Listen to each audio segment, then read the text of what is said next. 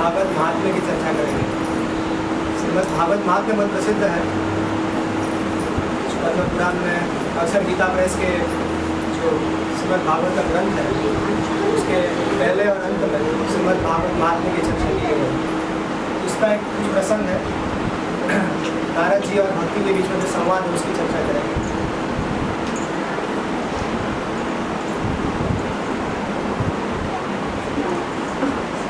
नैमिषारण्य क्षेत्र में बहुत बड़े ऋषियों का समाज बैठा हुआ है। वहाँ पर 88,000 ऋषि लोग एकत्रित हुए और एक बहुत बड़ा यज्ञ कर रहे हैं। हजारों सालों तक यज्ञ चल सकते हैं, ऐसा विश्व शांति के लिए यज्ञ कर रहे हैं। और वहाँ पर यज्ञ करने के समय वहाँ पर सुत गोस्वामी महाराज, सुखदेव गोस्वामी महाराज परिषद का संवाद सुनकर वहाँ पर नैमिषारण्य में आ गए। जैसे ही सुत गोस्वामी को वहाँ पर उपस्थित देखा, सब लोग उठकर महाराज सुत गोस्वामी को प्रणाम किया और अपना यज्ञ उसको भेजा। क्योंकि जब महाभागवत, महाविभूति, महामुनि जैसे सुत गोस्वामी जैसे महाभागवत जब आ गए, उसके बाद यज्ञ करने की कोई आवश्यकता नहीं होगी। उन सब लोगों ने, कुछ आचार्यों को ये कहना है कि उन्होंने पानी ला कर यज्ञ को बुझा दिया और उन्होंने सुत गोस्वामी के चरणों में बैठ गए। भागवत के महात्म्य को सुनना प्रारंभ कर दिया। उस 88,000 ऋषियों ने अपना एक सेनापति नियुक्त किया, शौनक जी, जो कि सुत गोस्वामी को उनके बिहाफ पे प्रश्न पूछ सके। अब विचार कीजिए कि क्लास चल रही है और सारे के सारे लोग एक साथ प्रश्न पूछने लगे तो कितनी दिक्कत हो जाएगी। इसलिए 88,000 ऋषियों ने अपना एक प्रतिनिधि नियुक्त किया, शौनक ऋषि, कि वो सबके बिहाफ पे प्रश्न पूछेंगे। और फिर कथा प्रारंभ हो गई, प्रश्न उत्तर प्रारंभ हो गए। तो शौनक आदि ऋषि भविष्य की ओर दृष्टि करके विचार कर रहे थे। तो गंभीरता से उन्होंने एक प्रश्न पूछा कि हे प्रभु, इस घोर कली काल में जीव प्रायः असुरी स्वभाव का हो गया है। बड़े बड़े क्लेशों से वो परेशान है। तो इस स्थिति में जीव का उद्धार कैसे संभव हो सकता है? उन्होंने कहा कि कोई ऐसा साधन बताइए है प्रभु, सुत गोस्वामी को ऐसा साधन बताइए जो पवित्र करने वाले भी पवित्र हो, सबसे पवित्र हो, सबसे कल्याणकारी हो, और जिससे भगवान श्री कृष्ण में प्रेम हो जाए। तो ऐसा साधन जिससे सारा क्लेश सब कुछ खत्म हो जाए और उससे कृष्ण में गति लग जाए, ऐसा साधन बताइए। तो सुत गोस्वामी ने विचार किया कि शौनक आदि ऋषि तो भगवान के प्रेमी हैं, और उन्होंने कहा कि आप भगवान के प्रेमी होने के नाते मैं आपको सारे सिद्धांतों का जो निष्कर्ष है वो आपके सामने रखने वाला हूँ। ऐसा साधन बताऊंगा आप लोगों को जो करने से आपके जो जन्म मृत्यु के प्रति जो भय है वो खत्म हो जाएगा और भक्ति में वृद्धि होगी, और ये कार्य करने से श्री कृष्ण की प्रसन्नता आपको प्राप्त होगी। तो सुत गोस्वामी कहते हैं कि सुखदेव गोस्वामी ने जो महाराज परीक्षित को जो उपदेश किया है श्रीमद् भागवत, वही सबसे बड़ा उपाय है। उससे बढ़कर और कोई उपाय संसार में नहीं है। मन की शुद्धि के लिए इससे बढ़कर कोई उपाय नहीं हो सकता। भगवान के गुणों को सुनने मात्र से, श्रवण करने से जो भक्तों के जो चरित्र है, श्रीमद् भागवत में भक्तों के चरित्र है, भगवान के गुण रूप इत्यादि का वर्णन है। तो ऐसे भक्तों के चरित्र को सुनने से हमारे अंदर उनके गुण आ जाते हैं। कोई पूछता है कि हम ऐसे महान भक्त कैसे बन सकते हैं? तो बारंबार ऐसे महान भक्तों के चरित्र को सुनने से हम उनके जैसे हो जाएंगे। उनका जो भाव है कृष्ण के प्रति, हमारे अंदर वो भाव आ जाए, हम उनके जैसे हो जाएंगे। हमें उनको इमिटेट नहीं करना है, हमें उनको फॉलो करना है। और प्रयास करना है कि हम उनके ऐसे महान वैष्णव के पद चिन्हों पर चले। हमें अहंकार में ऐसा नहीं बनना कि मुझे यशोदा बनना है, मुझे ये बनना ना। हम लोग इस भाव के नहीं है। हमारे परंपरा में जितने सारे गौड़ीय वैष्णव आचार्य उनका एक ही भाव रहा है, जितने भी पूर्व के जो भगवान के ब्रज के जो प्रेमी भक्त हैं, उनके भावों का अनुकरण करते हुए जीवन बिताना चाहिए। एक बार ऐसा हुआ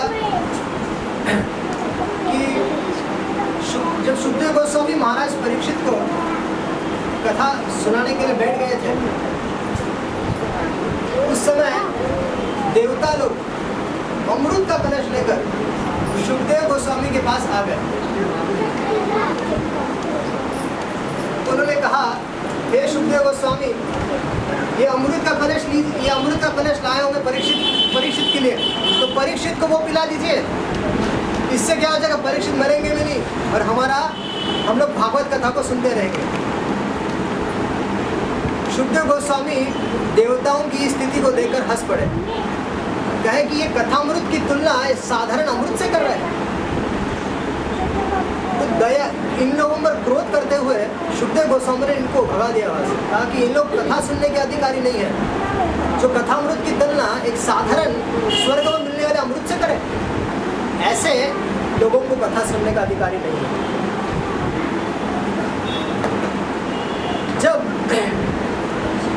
इसलिए ये जो श्रीमद् भागवत जो है, ये देवताओं के लिए बहुत दुर्लभ है।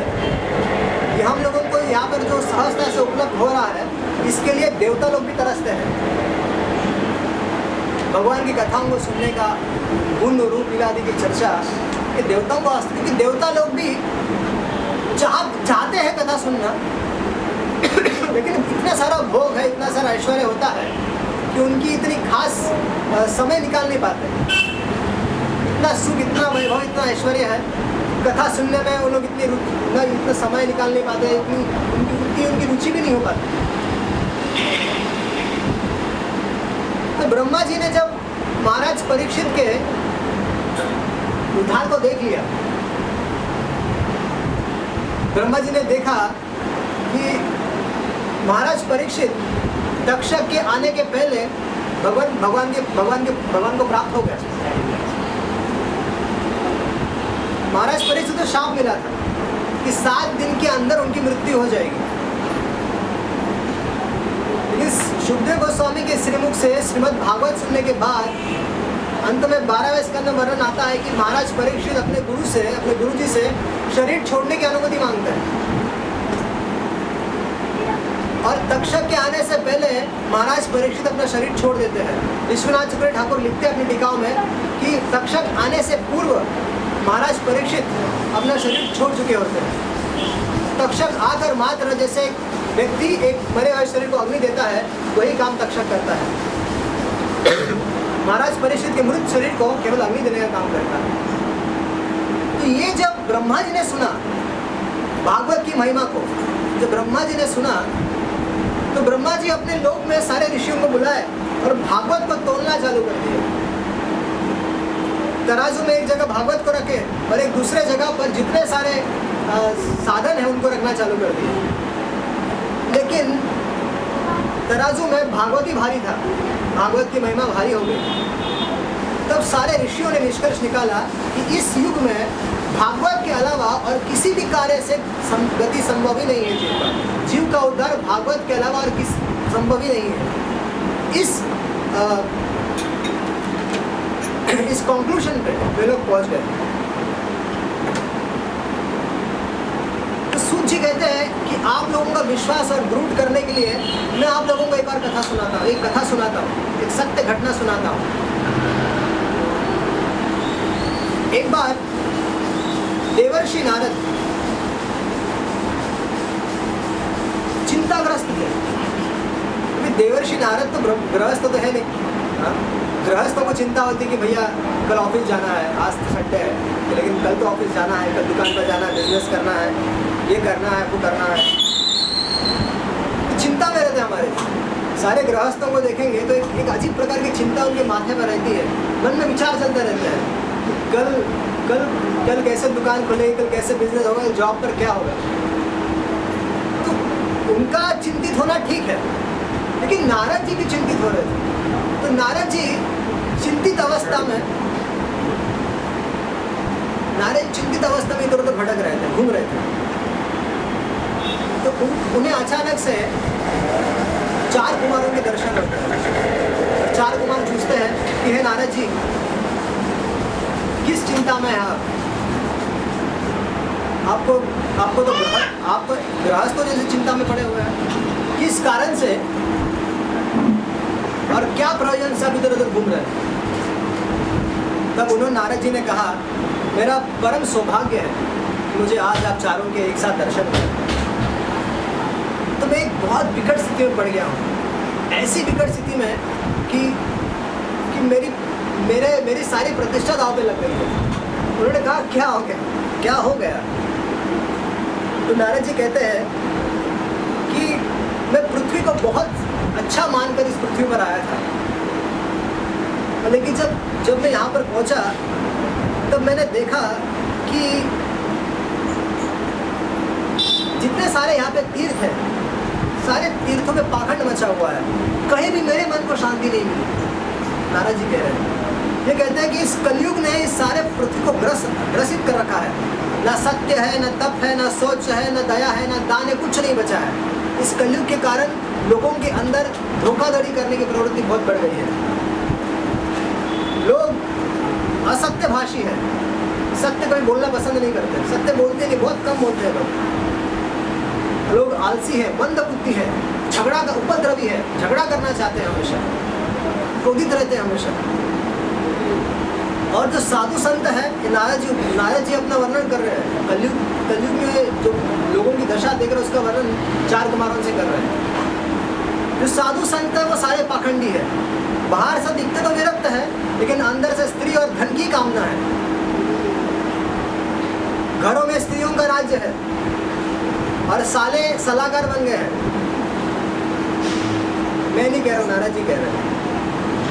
महात्माओं के जो आश्रम है, तीर्थ है, उन पर यवनों का राज्य हो गया है।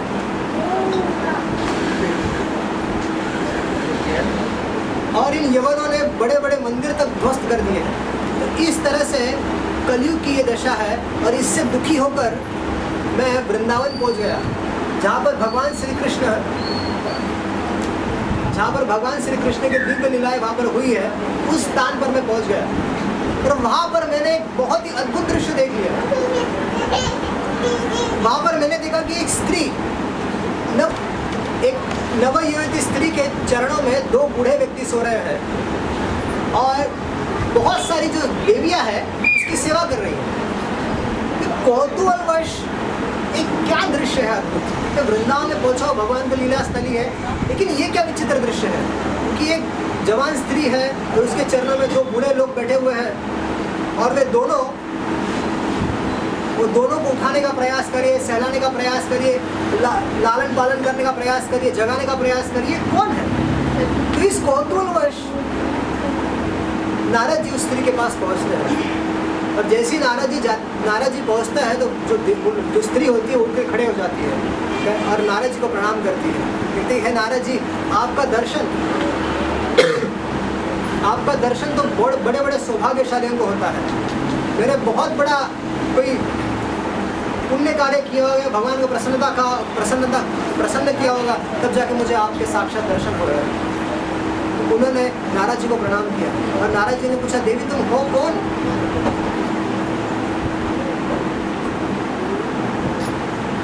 तो वो स्त्री बोली कि मैं भक्ति हूँ और ये मेरे 2 पुत्र ज्ञान और वैराग्य है और ये जो सारी जो देवियाँ दिख रहे हैं वो गंगा आदि नदियाँ हैं। ये मेरी सेवा कर रही है, लेकिन फिर मैं संतुष्ट नहीं हो रही हूँ। तो नारद जी आप मेरी गाथा सुनना चाहेंगे, मेरी ऐसी दशा क्यों हो गई? बोले बताओ। मैं द्रविड़ देश में उत्पन्न हुई, कर्नाटक में बड़ी, महाराष्ट्र में सब जगह सम्मानित हुई, लेकिन गुजरात में आके मुझे पाखंड ने रस लिया। बहुत डिफिकल्ट है, मैं समझ नहीं पाता हूँ इस बात को कि गुजरात में आके ही क्यों हुआ सब। द्रविड़ देश में उत्पन्न हुई, कर्नाटक में बड़ी, महाराष्ट्र में सम्मानित हुई, यहाँ तक ठीक है, लेकिन गुजरात में आकर उसको पाखंड ने ग्रस लिया और मेरी ऐसी दशा कर दी कि मैं बूढ़ी हो गई, मैं खुद बूढ़ी हो गई। किसी तरह से मैं वृंदावन पहुंच गई और मैं वहाँ पे फिर से नवयुवती हो गई। लेकिन वृंदावन में आने के बावजूद भी ये जो मेरे पुत्र है ज्ञान और वैराग्य, ये बूढ़े के बूढ़े ही रह गए। ऐसा क्यों नारद जी? और महाराज परीक्षित ने इस कलयुग का दमन क्यों नहीं किया? मैं आपसे पूछना चाहती हूँ। मेरे हृदय में बहुत बड़ा संदेह था कि किसी महानुभाव से पूछूं कि महाराज परीक्षित ने जब उनको अवसर था कलयुग के दमन करने का, उन्होंने कलयुग का दमन क्यों नहीं किया? कलयुग को क्यों नहीं मारा? एक प्रसंग आता है भागवत में, जब महाराज परीक्षित दिग्विजय में गए थे, उस समय वहाँ पर पृथ्वी के रूप में गाय और धर्म के रूप में बैल दोनों आपस में चर्चा कर रहे थे। और वहाँ पर एक अधम पुरुष राजा के वेश में एक दंड लेकर बैल को मार रहा था, गाय को मार रहा था। उस समय महाराज परीक्षित ने उसको पकड़ लिया और उनके राज्य में गाय और बैल को इस तरह से मारा जा रहा है, ये देखकर उन्होंने उसको दमन कर मारना चाहा। तब वो वही जो कलयुग का मूर्तिमंत स्वरूप था, वो महाराज परीक्षित के चरणों में गिर पड़ा। उन्होंने कहा कि हे महाराज परीक्षित, मुझ पर दया कीजिए, आप पांडवों के वंशज हैं, आपके चरणों में आया व्यक्ति को कभी आप मारेंगे नहीं। तो महाराज परीक्षित ने उन्हें 5 स्थान दिए, जहाँ पर जुआ खेला जाता हो, जहाँ पर मांसाहार होता हो, जहाँ पर मद्यपान होता हो, जहाँ पर अवैध स्त्री संग होता हो, और जहाँ पर सोना हो। इन 5 स्थानों में महाराज परीक्षित ने कलयुग को स्थान दिया और उसको छोड़ दिया। तो यहाँ पर देवी पूछना चाहती, भक्ति देवी पूछ रही नारद जी को कि क्यों दमन छोड़, उसको तो मार डालना चाहिए था। तो नारद जी कहते हैं कि देवी, जो फल तपस्या, योग एवं समाधि से भी नहीं प्राप्त होता, वो फल कलयुग में केवल भगवान के हरिनाम संकीर्तन करने से प्राप्त होता है। इसी कारणवश महाराज परीक्षित ने कलयुग को छोड़ दिया कि जीवों की स्थिति तो कलयुग में होने वाले जीवों की स्थिति इतनी बेकार है, लेकिन वे लोग यदि भगवान के भक्ति का आश्रय ग्रहण कर ले, हरिनाम का आश्रय ग्रहण कर ले, तो ऐसे लोग ऐसे भगवान के धाम चले जा सकते हैं। लेकिन यही सुविधा अन्य 3 लोकों में उपलब्ध, अन्य 3 युगों में उपलब्ध नहीं है। तो नारद जी कहने लगे, हे देवी, तुम बहुत सौभाग्यशाली हो कि तुम वृंदावन में आ गए। वृंदावनस्य संयोगात् पुनस्तत्वं तरुणी नवा, धन्यम वृंदावनम तेन भक्तिर्नृत्यति यत्र च। वृंदावनस्य संयोगात्, तुम्हारा संयोग वृंदावन से हो गया है। पुनः सत्वम तरुणी नवा, उस कारण से क्या हुआ, उनके वृंदावन धाम के संपर्क में आने से तुम पूरा एक नवयुवती जैसे हो गई। धन्य है वृंदावन, धन्यम वृंदावनम तेना, ये वृंदावन धाम धन्य है। क्यों? क्योंकि यहाँ भक्ति नृत्यति यत्र च, यहाँ पर भक्ति नृत्य करती है। और फिर उसने पूछा कि तेरे ज्ञान और वैराग्य क्यों यहाँ पे? बोले यहाँ पर ज्ञान और वैराग्य कोई काम नहीं है, यहाँ पर भक्ति का ही राज है, यहाँ पर तुम यहाँ के केवल भगवत भक्ति राज करती है। यहाँ पर ज्ञान और वैराग्य का कोई ग्राहक ही नहीं है। इसलिए वृंदावन में लोग बूढ़े के बूढ़े रह गए। फिर भी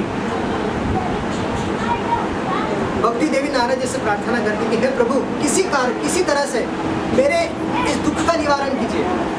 कौन सा दुख? कि मेरे बेटे बूढ़े और माँ जवान। एक कैसा अद्भुत दृश्य है भाई, एक कैसा अद्भुत स्थिति है मेरे जीवन में कि मैं तो जवान हूँ लेकिन मेरे बेटे बूढ़े। तो कुछ तो कीजिए प्रभु। तो नारद जी ने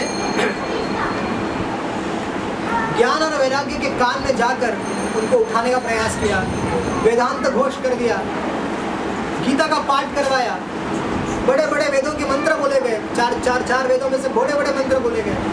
उसके बाद भी कुछ नहीं हुआ। थोड़े से बस आँख खोलने का प्रयास किए, जाम्बाई दी और फिर सो गए। अब नारद जी चिंता में पड़ गए कि ऐसी कैसी स्थिति हो गई कि वेद पढ़ने से, गीता का पाठ करने से भी ज्ञान और वैराग्य होश में नहीं आ रहा है। क्या करूं, क्या करूं? तो जब ऐसी चिंता में थे उस समय आकाशवाणी हुई और आकाशवाणी ने यह कहा कि हे नारद, सत्कर्म करो। सत्कर्म करने से जो भक्ति के जो दोनों पुत्र हैं, ज्ञान और वैराग्य, वो दोनों जवान हो जाएंगे और भक्ति की सब जगह स्थापना, इस कलयुग में भी भक्ति की सब जगह स्थापना हो जाएगी। केवल सत्कर्म करो। अब आकाशवाणी हो गई, नारद जी विचार करने लगे सत्कर्म क्या है। वेदों का पाठ कर लिया, गीता का पाठ कर लिया, बहुत सारे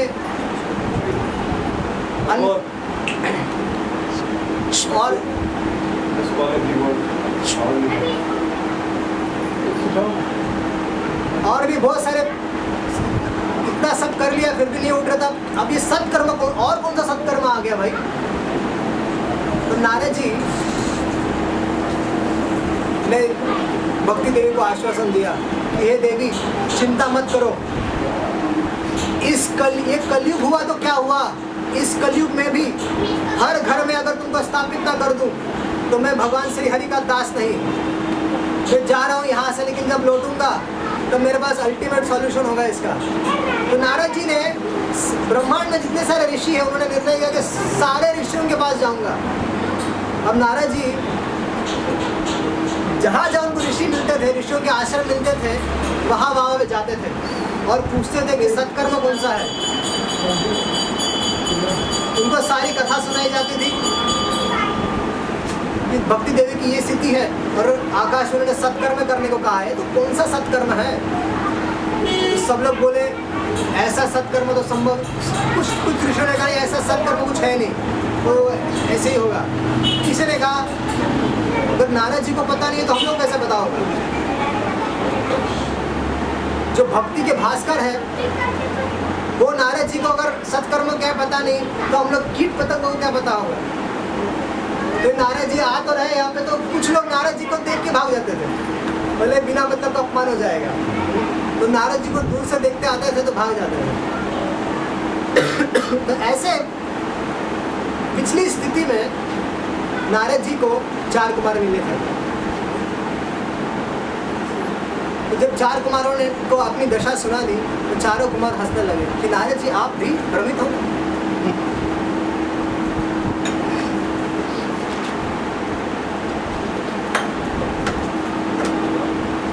तो 4 कुमार कहते हैं कि हे नारद जी, श्रीमद् भागवत सत्कर्म है। जो सत्कर्म जो आकाशवाणी कह रहे हैं वो है श्रीमद् भागवत। श्रीमद् भागवत का श्रवण करवाइए और भक्ति और ज्ञान और वैराग्य तीनों प्रफुल्लित हो जाएंगे। तो नारद जी कहते हैं कि श्रीमद् भागवत,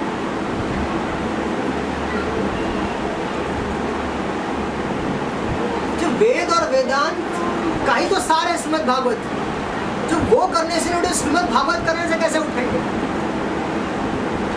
4 कुमार कहते हैं कि जिस प्रकार रस जो होता है वो वृक्षों के भी, वो शाखा से, वो जड़ से लेकर शाखा तक पूरे पेड़ में रस होता है, रस। लेकिन यदि आप उसको पेड़ के शाखा को किसी को थोड़ा खा लेंगे या किसी पेड़ के पत्ते को निकाल के खा लेंगे, शाखा को खा लेंगे, वो जो जड़ है उसको निकाल के कुछ खा लेंगे तो उसमें रस नहीं मिलेगा आपको।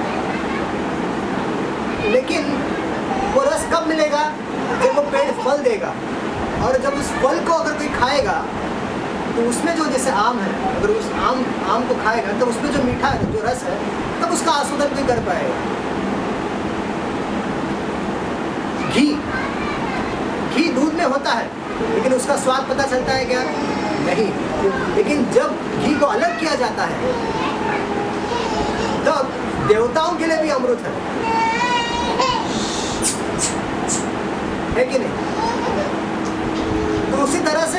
चार कुमार नारद जी से कहते हैं कि नारद जी उसी तरह से श्रीमद् भागवत है, ये सारे वेदांतों का सार है और एक कलयुग में पतित जीवों का उद्धार करने के लिए ही प्रकट हुआ है।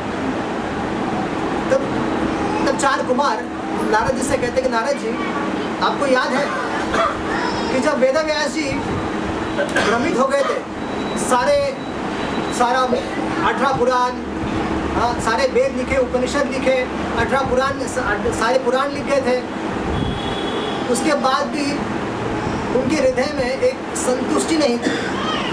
तब नारद जी आप ही ने आके उनको डांटा था ना, और आप ही ने उनको चतुर्श्लोकी भागवत कहा था ना, और आज उसी भागवत का परिणाम है कि वेदव्यास जी ने 18,000 श्लोकों वाला भागवत रचा है।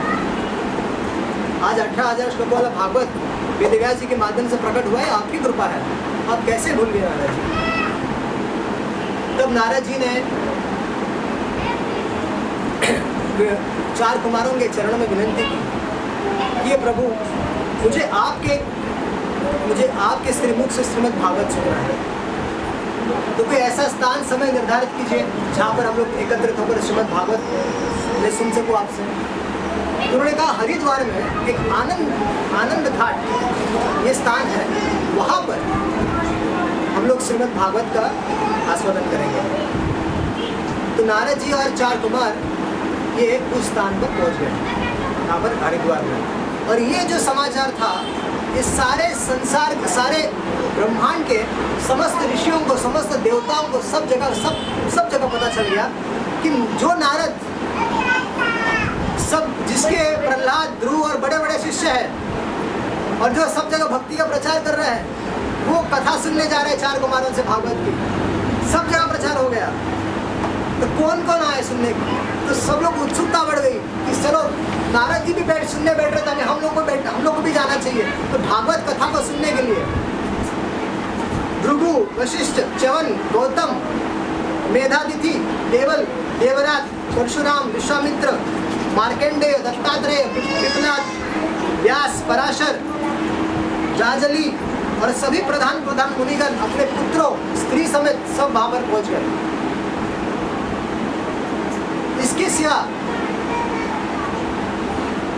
इसके अलावा वेद, मूर्तिमंत होकर वेद पहुंचे, उपनिषद पहुंचे, सारे मंत्र पहुंचे, सारे तंत्र, 17 पुराण और 6 शास्त्र मूर्तिमंत होकर उस स्थान पर आएंगे हरिद्वार के तट पे। इसके व्यतिरिक्त भी गंगा आदि नदियाँ, पुष्कर, कुरुक्षेत्र आदि समस्त क्षेत्र, सारी दिशाएं, हिमाचल आदि पर्वत, देव, गंधर्व, दानव आदि सब कुछ सारे लोग उपस्थित वहाँ पर हुए हरिद्वार में। क्योंकि एक सब जगह की न्यूज़ हो गई थी कि भक्ति देवी, जो भगवान की प्रिय है, भगवान की पार्षद है, ऐसी भक्ति देवी की दशा हो गई। और जो सॉल्यूशन नारद जी के पास में नहीं था, वो सॉल्यूशन जिससे कि नारद जी भी भ्रमित हो गए थे भक्ति की स्थिति देखकर, अभी उसका सॉल्यूशन मिला है। तो वो सुनने के लिए सब लोग वहाँ पर हरिद्वार में पहुँच रहे थे।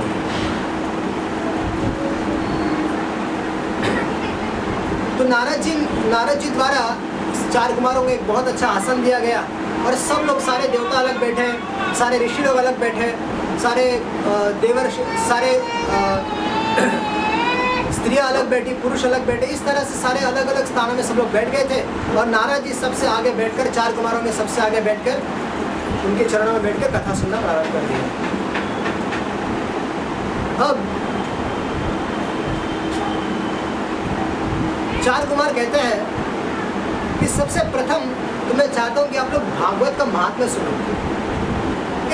भागवत की कथा तो भागवत की कथा का महात्म्य मात्र सुनने से भक्ति देवी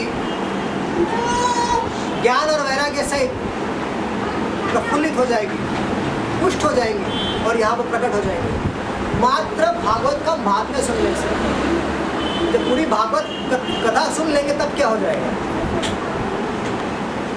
अगर हम लोग भी इस महात्मा में विश्वास रखते हैं तो हमारे हृदय में भी भक्ति के साथ ज्ञान और वैराग्य उपस्थित हो जाएंगे।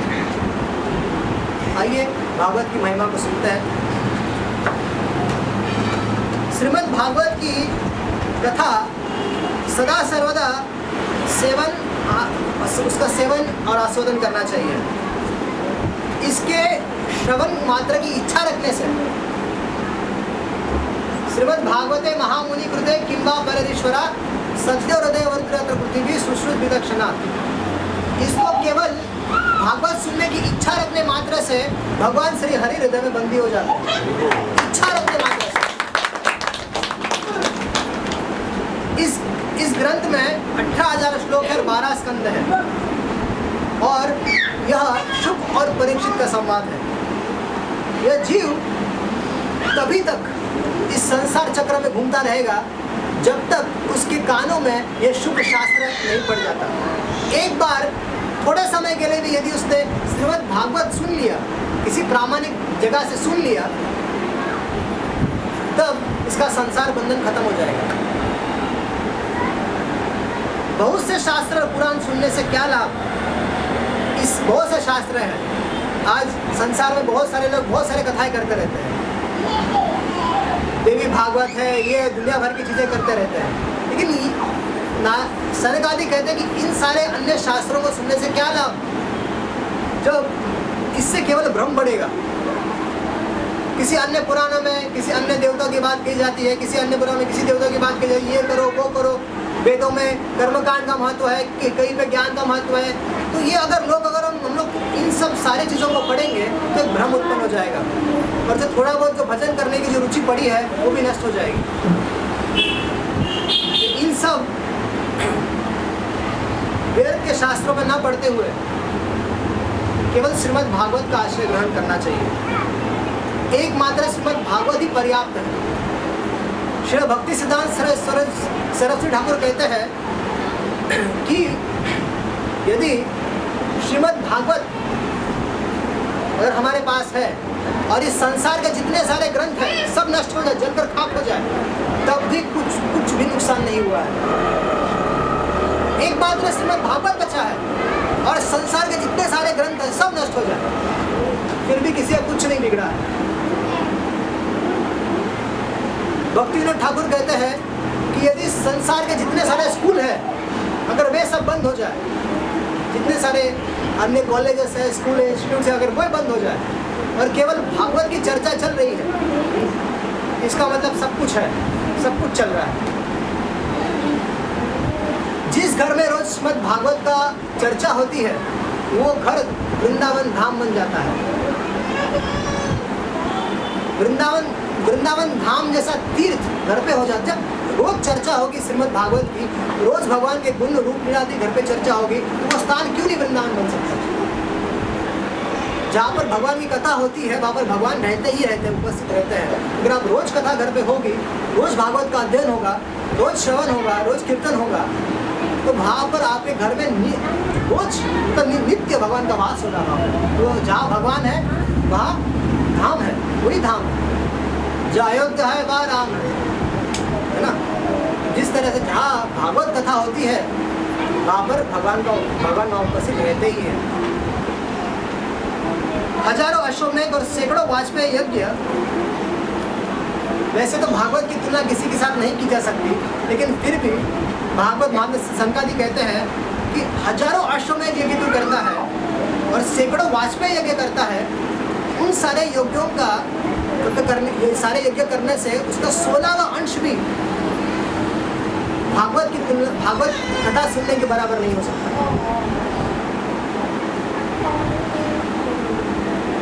किसी भी जीव के हृदय में, मतलब किसी व्यक्ति के शरीर में पाप कब तक रहता है?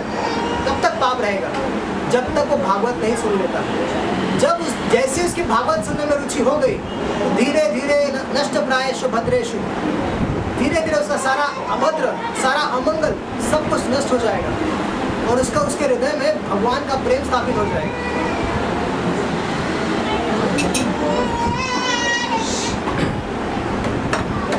संसार में श्रीमद् भागवत की कथा मिलना बहुत डिफिकल्ट है। किसके मुख से? एक महाभागवत के मुख से श्रीमद् भागवत कथा सुनने मिले, ये बहुत दुर्लभ वस्तु है, बहुत दुर्लभ वस्तु है। किसी करोड़ों जन्मों का पुण्य किसी का उदय होता है, करोड़ों करोड़ों का जन्मों का पुण्य है, यदि उसने पुण्य किया है बहुत सारे जन्मों में, और उसका फल यह है कि वो भागवत के संपर्क में आ जाता है।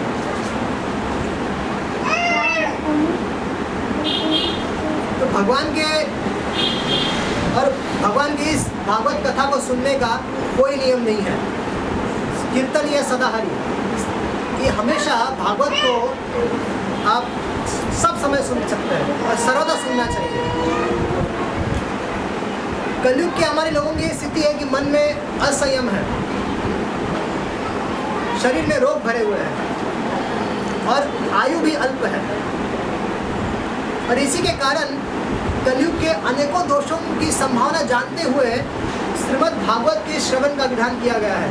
इसको केवल श्रवण मात्र से जीव का उद्धार हो जाएगा, तो भगवान के धाम वैकुंठ धाम में प्राप्त हो जाएगा। बस अपने जीवन में भगवान के गुण रूप लीला आदि का श्रवण कीर्तन करते हैं।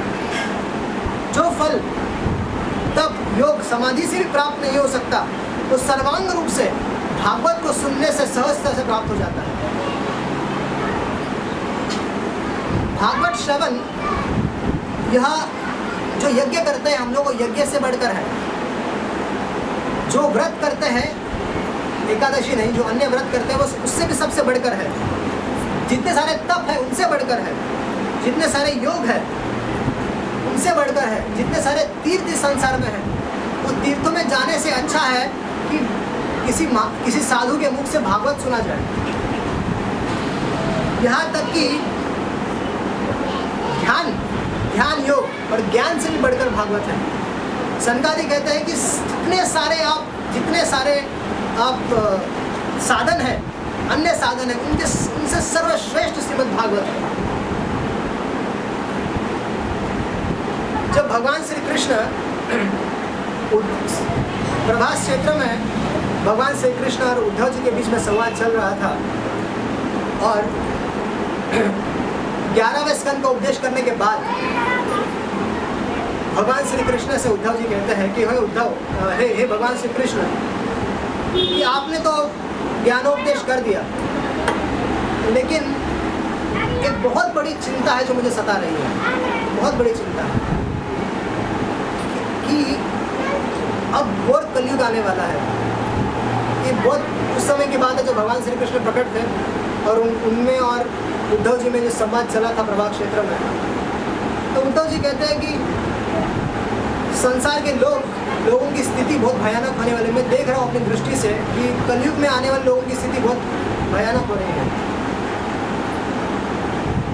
अनेकों दुष्ट लोग जन्म लेंगे, और जो साधारण जो जीव है उनको भी ग्रसित कर देंगे। और ऐसे समय जो आपके साधु लोग हैं, जब आप इस दशा को देखेंगे तो लोग कहाँ जाएंगे? इसलिए प्रभु एक काम कीजिए, आप जाइए मत। मैं जान रहा हूँ कि आप अपने धाम में जाना चाहते हैं, लेकिन मेरी विनंती है कि कलयुग में आने वाले जीवों की दशा को देखते हुए आप इस संसार में ही रहिए। तो भगवान तो हंस पड़े, क्योंकि ऐसा तो हो नहीं सकता, तो जितना टाइम दिया था उतना टाइम तो हो गया, तो जाने का टाइम आ गया, तो अब किया क्या जाए? तो भगवान विचार कर रहे थे और उन्होंने अपनी सारी शक्ति सहित उद्धव जी के सामने अपने सारे शक्ति सहित भगवान श्री कृष्ण भागवत के अंदर प्रविष्ट हो गए, और उद्धव जी से कहा कि मेरे जाने के बाद ये भागवत इस संसार में रहेगा, भागवत में और मुझ में कोई अंतर नहीं होगा। इसके सेवन श्रवण पाठ अध्ययन अथवा दर्शन करने मात्र से मनुष्य के जितने सारे पाप हैं वो नष्ट हो जाएंगे।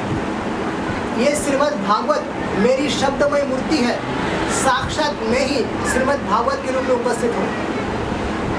भागवत का एक श्लोक भगवान श्री कृष्ण साक्षात है, ये कोई साधारण ग्रंथ नहीं है। जिस तरह से भगवान के वराह और कश्यप या वामन अलग अलग प्रकार के अवतार है संसार में है, श्री राम, उसी तरह से जो श्रीमद् भागवत है वो भगवान का शब्दमय मूर्ति है, ग्रंथ के रूप में श्रीमद् भागवत है, भगवान का अवतार है।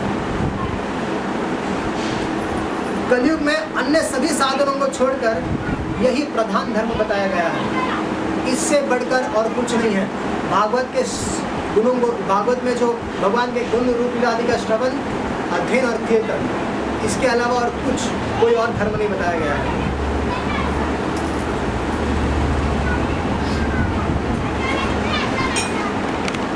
सनकादि ऋषि कहते हैं कि जो लोग दुख, दरिद्रता, पाप, इन सब कार्यों, इन सब से जो ग्रसित है, जो काम, क्रोध, मद, मोह, मत्सर आदि से ग्रसित है, ऐसे लोगों के लिए एक महा औषधि है श्रीमद् भागवत।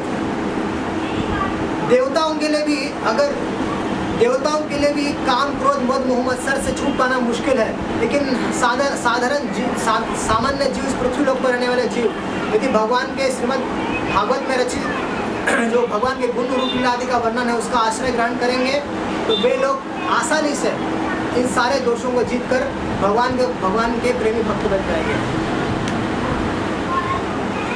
जब इस महिमा का वर्णन हो रहा था, सनकादि ऋषि, सनकादि नारद जी को ये सब वर्णन कर रहे थे सारे लोगों के बीच में, उसी समय वहाँ पर साक्षात भक्ति देवी वहाँ पर प्रकट हो गई और अपने दोनों पुत्रों सहित प्रकट हो गए। ज्ञान और वैराग्य एकदम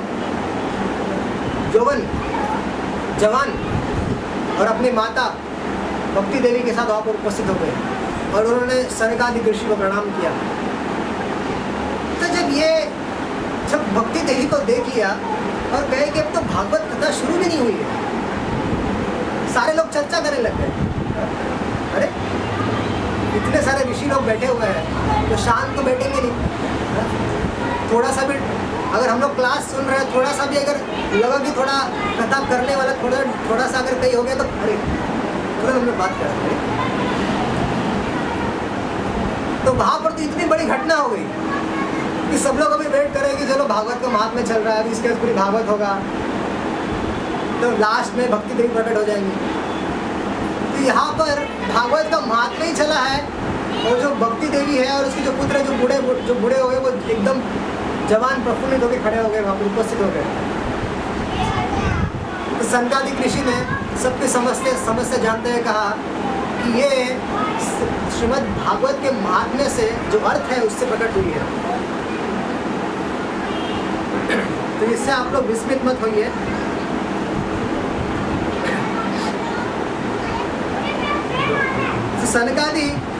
सनकादिक ऋषि से भक्ति देवी कहने लग गई कि आपकी कृपा से मैं कथामृत से सिंचकर प्रकट तो हो गई, अब मुझे स्थान दीजिए, अब मैं कहाँ रहूं, तो आ तो गई। तब सनकादिक ऋषि ने कहा कि भगवान श्री हरि के भक्तों के हृदय में जाकर तुम निवास करो अपने दोनों पुत्रों से, वहां पर तुम्हें ये कलयुग के दोष ग्रसित नहीं कर सकते।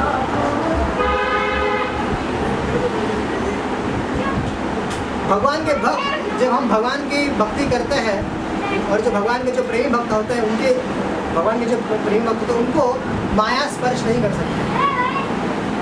हम लोग तो बद्ध जीव है, प्रयास कर रहे हैं भगवान की भक्ति करने का, लेकिन एक महाभागवत लोग होते हैं, भगवान के प्रेम भक्त होते हैं, उनको माया स्पर्श नहीं कर सकते। तो सनकादि कहते हैं कि ऐसे भक्तों के हृदय में जाकर तुम निवास करो, नित्य निवास करो, वहाँ पर तुम्हें किसी प्रकार का, किसी भी कलयुग के किसी दोषों का तुम्हें कोई असर नहीं होगा।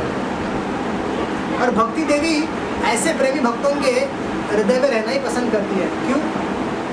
क्योंकि उसी भक्ति के बल पर वो लोग भगवान को अपने हृदय में बंदी बनाए रखे हुए रहते हैं। तो भक्ति देवी वहाँ से कभी छोड़कर नहीं जाते।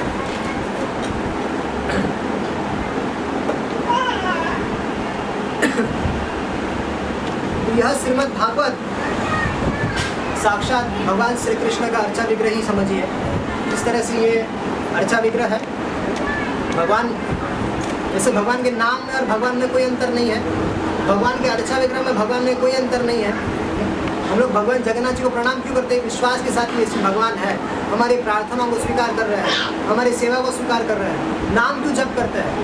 कि हम ये जानते हैं कि नाम में और भगवान में कोई अभिन्नता नहीं है। अभिन्नत्व नाम नाम ही नाम। भगवान के नाम पर भगवान में कोई इसका भी विश्वास है, उसी तरह से श्रीमद् भागवत पर भी अटूट विश्वास होना चाहिए कि श्रीमद् भागवत में और भगवान में कोई अंतर नहीं है। बहुत बहुत धन्यवाद। हरे कृष्ण।